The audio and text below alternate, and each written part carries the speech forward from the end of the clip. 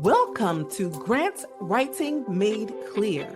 The truth is, the grant writing process isn't always clear, but with the right guidance, proven actionable strategies, and expert insights, the process becomes easier, simpler, and yes, clearer. I am Dr. Trenette, your host of Grant Writing Made Clear, and a former nonprofit president turned distinguished professor and behavioral scientist with 2 decades of grant writing experience. I remember what it was like to be a busy nonprofit leader with little time but big financial sustainability concerns. Over the years, I have transformed my skills from securing $1,000 foundation grants to winning multi-million-dollar federal grants. I created this podcast in response to the grant writing coaching requests I've received from nonprofit leaders, entrepreneurs, and professors over the years. Join me each week as I reveal insider strategies and share key lessons that turn wishful thinking into winning applications. Pull up a seat and get ready to be inspired, empowered, and transformed. Whether you're a beginner or a pro looking to sharpen your skills and create a life you love, you're in the right place, my friend. Let's get started. Hello and welcome back to Grant Writing Made Clear, where we navigate the complex world of funding together and where your growth and impact are my purpose. I am your host, Dr. Trenette. As we prepare to wrap up this first season and head into a brief sabbatical for July and August, I want to speak directly to your heart. Not your title, not your credentials, not your productivity. I want to speak to your heart today. Many of us, especially those of us in competitive spaces, have moments where we wonder if we are enough. Maybe you question whether you are articulate enough, data savvy enough, confident enough, smart enough, PhD-ish enough, or simply likable enough to belong in the spaces you're walking into. If that has ever been your reality, then today's episode is for you, my friend. I want to begin with what I believe without hesitation so you are clear about some of my assumptions. I believe that you are not here on earth by accident. I believe you are essential. I believe you are as essential as oxygen. I believe you were created on purpose, for purpose. You bring a perspective, a voice, and a way of seeing the world that no one else can replicate.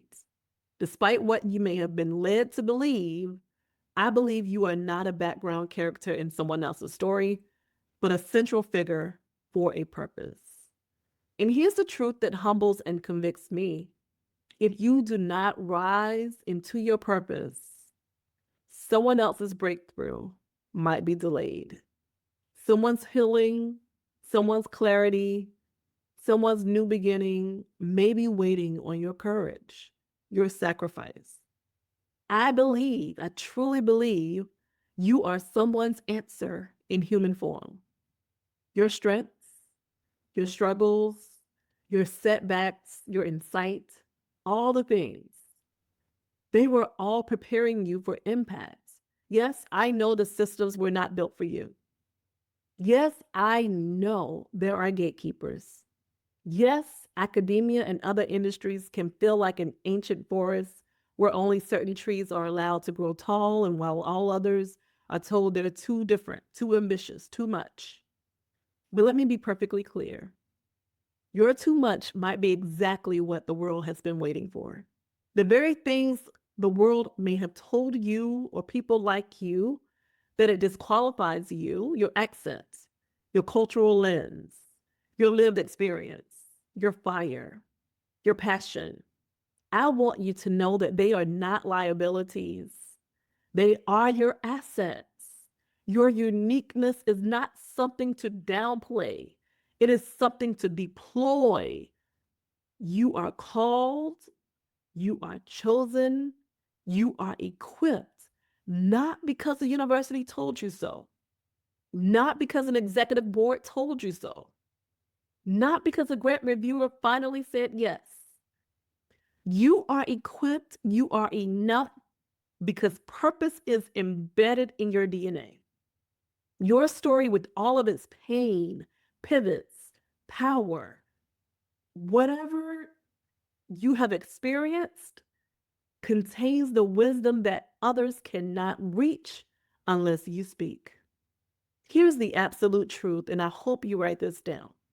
Your lens, your perspective, your questions, your grit, they allow you to see what others overlook, to challenge what others accept, to build what others would never imagine to build. You see populations that others cannot see. You see strengths that others cannot see. These populations, these strengths, these stories are necessary for building interventions that will help people reach their potential. Why? Because there are people waiting for these interventions. They're waiting for them to reach their potential, just like people are waiting for you to reach yours. We do not know how many people are waiting on us and how many people are waiting on the people who are waiting on us. My friend, you are the assignment. You are not here by accident. You are not where you are by accident. The world needs the solution only you can design, the connection only you would make, the question only you would ask. And I need you to know that you are not a guest in the spaces you work. You are a contributor. You are not peripheral. You are pivotal. I don't care what you've heard, what has been implied. You are not a guest. Every room you walk into, you deserve to be there. You bring value into every room, every chair you sit. You bring value. And it is an honor. People should be lucky that you are in the room. And I want you to imagine yourself as an instrument in a great orchestra. The symphony cannot rise to its full beauty without your sound. A clarinet is not less valuable than a saxophone. It's just different. And we embrace difference. It makes beautiful music, right? So I don't want you to quiet your voice to fit someone else's desires. That's betrayal. That's self-betrayal. I need you to play your notes fully, freely, on purpose. Even if those in the room don't know they need your voice, play on anyway.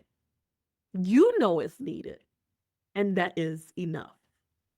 So today I invite you to pause, to breathe, to reflect, to believe, to believe. I invite you to practice self-compassion.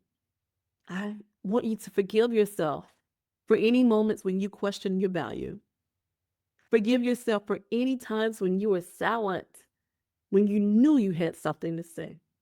Forgive yourself for being neutral because it served you, but not those standing with you or not those coming behind you. Forgive yourself for thinking your delays meant denial. And then I want you to honor your strength. Honor your strength for being where you are. Honor your courage for keeping the momentum. Honor your courage for continuing to show up. Then I want you to keep forgiving, keep collaborating, keep building, even when systems make it hard. I want you to take care of yourself, but I want you to be persistent. It is your superpower. Don't quit. Adjust if you need to. Adapt if you need to. I applaud you for being here. I applaud you for persevering.